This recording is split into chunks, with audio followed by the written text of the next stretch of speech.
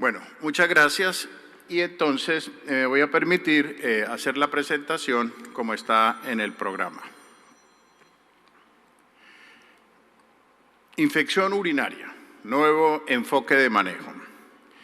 Lo que voy a comentar hoy básicamente es extraído de la Sociedad Europea de Urología, de la Sociedad Americana de Urología y de la Sociedad Colombiana de Urología, pero también de un libro que tuve oportunidad de escribir con la doctora Marcela Celis, fue lanzado hace unos 3 o 4 años, Patología benigna de vulva, en el cual hay un capítulo bastante importante sobre infección urinaria e infección genitourinaria, y de ahí se han extraído también muchos conceptos que voy a compartir hoy con ustedes. La infección urinaria, y ustedes lo saben porque todos los días la tratan, es muy frecuente. Más o menos en Estados Unidos es responsable de 7 millones de visitas. El 15% de los antibióticos prescritos en los Estados Unidos es por infección urinaria. Produce una gran cantidad de hospitalizaciones, es el 40% de las infecciones hospitalarias y con un costo para nuestros sistemas de salud extremadamente elevado. Tiene una altísima frecuencia, la segunda infección extrahospitalaria más frecuente, solamente superada por las respiratorias, y es responsable más o menos de la mitad de las infecciones nosocomiales. Y uno de sus problemas muy serios, que hoy me voy a detener un poco en ese punto, es la resistencia que se genera en los antibióticos, principalmente en razón de la automedicación y de la medicación no adecuada. Es bueno definir qué es una infección urinaria. Bacteriuria significa sencillamente que hay presencia de bacterias en la orina, y piuria, que hay frecuencia de pus en la orina, definido como está en la diapositiva. Leucocituria es cuando hay más de 8 a 10 leucocitos por campo, y la infección urinaria puede ser no complicada o complicada. La no complicada, en general, es anatómica y fisiológicamente no produce ninguna afectación, contrariamente a la que sí es complicada. El camino para que llegue una infección al tracto urinario puede ser hematógeno, linfático o ascendente, que en las mujeres es el más común en razón de la uretra corta que tiene una mujer, que puede ser máximo de 1 centímetro. El hombre, la uretra corre a lo largo del pene y por esa razón la infección ascendente es muy rara, excepto cuando se acompaña de obstrucción, principalmente en pacientes mayores con hiperplasia o hipertrofia prostática.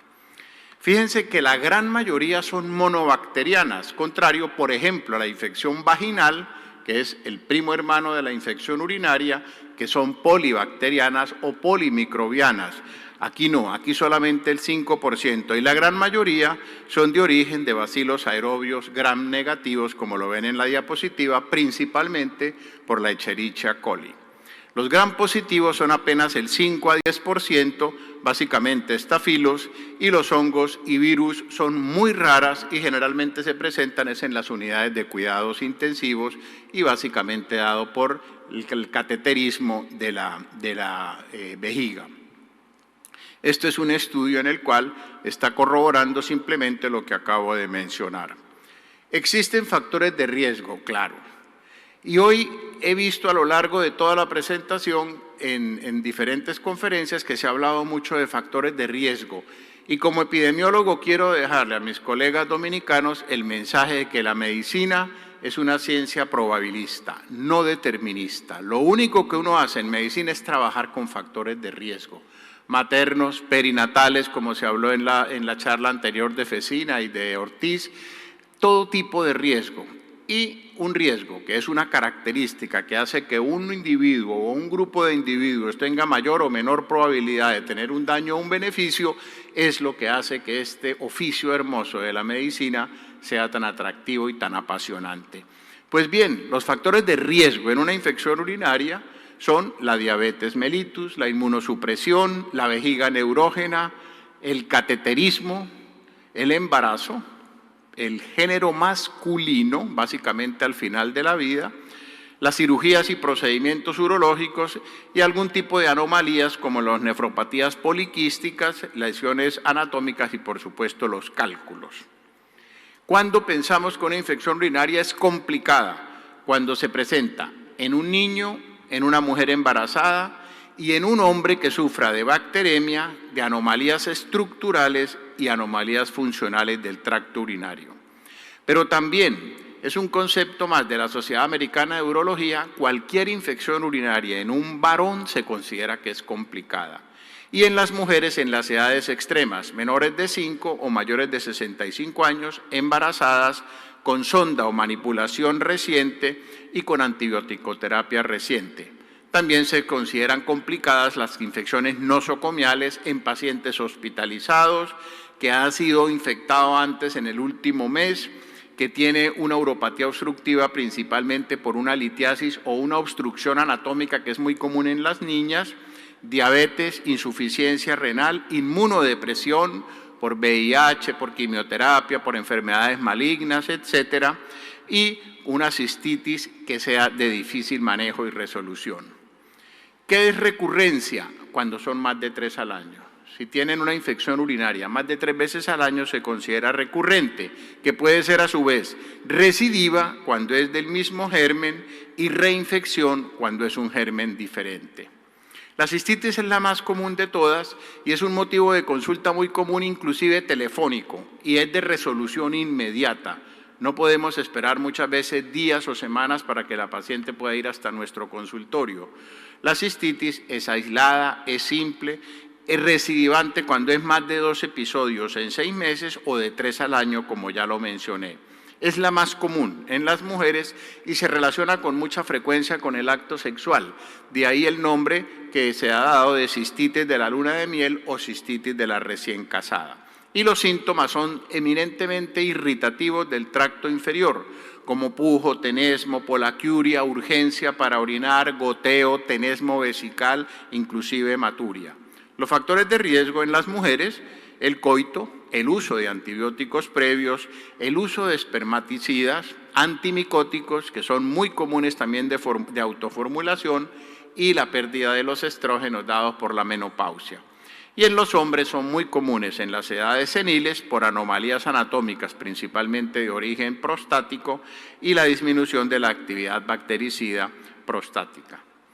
También es importante tener en cuenta que pueden acompañarse de uretritis, que se sospecha cuando es una paciente joven con una disuria de aparición solapada, insidiosa, de más de una semana y con antecedentes de promiscuidad, sobre todo por gonococcea. Y en varón casi siempre las uretritis son de origen gonocóxico. Pueden acompañarse también de vaginitis con todo el cuadro florido de una vaginitis. La pielonefritis es una infección del tracto superior que ya es de más severidad, es una infección del parénquima renal, del sistema pielocalicial y da un cuadro tóxico claro con escalofrío, fiebre, dolor lumbar, nicturia, signo de Giordano, el signo del dolor costolumbar positivo, y es de severidad creciente. El 20 a 30% de los casos de pielonefritis se acompaña de bacteremia, o sea, casi que 1 de cada 3 infecciones de la pelvis renal pueden acompañarse de bacteremia, y por eso en los niños y sobre todo en los ancianos son muy graves. Es común que la última causa de mortalidad de un anciano o anciana sea una infección urinaria de difícil control. 1/3 van a presentar shock séptico y, como lo comenté, en los ancianos pueden inclusive dar alteraciones neurológicas, psiquiátricas, emocionales, y existe también un cuadro serio que es la pielonefritis enfisematosa, en el cual se presenta gas en el parenquima renal y es de una severidad muy grande. El diagnóstico básicamente es un diagnóstico clínico, pero hay algunas pruebas también paraclínicas que están en la diapositiva con los valores diagnósticos, la sensibilidad y la especificidad que ustedes pueden ver ahí. La clínica de la pielonefritis ya la he mencionado, no le voy a dedicar más tiempo, e igual la exploración física que he mencionado. En la clínica siempre hay que tener en cuenta el elemento más importante del acto médico, que es la historia clínica. Y realmente las pruebas de laboratorio que se necesitan no son muchas. En nuestra consulta, en nuestro servicio de urgencias, inclusive telefónicamente, nosotros podemos resolver la mayoría de las infecciones urinarias, y los exámenes que se requieren, que ven ustedes en la diapositiva, no son para nada de alta complejidad en general. El urocultivo ha sido motivo de controversia. No hay que realizarlo de manera rutinaria en todos los pacientes. En mujeres con infección urinaria baja, con una cistitis de origen extrahospitalario, no es necesario un urocultivo, salvo que tenga una recidiva precoz, es decir, que antes de un mes vuelva y recaiga. En ese caso es mejor tener un urocultivo.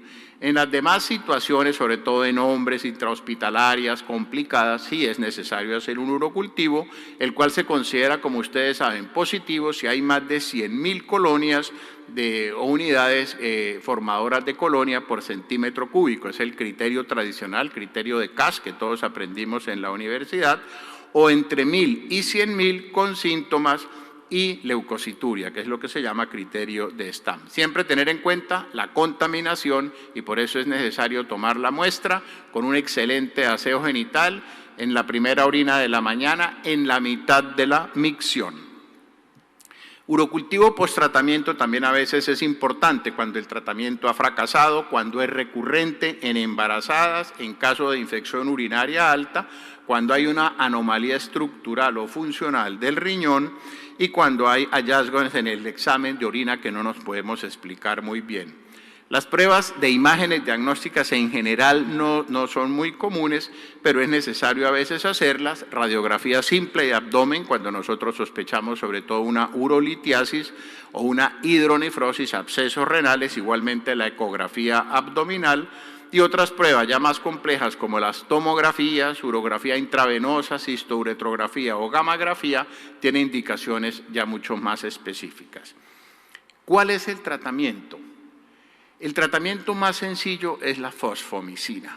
La fosfomicina, 3 gramos vía oral en una sola toma, es el tratamiento eficaz y más sencillo que hoy en día contamos, y así lo dicen la mayoría de las guías.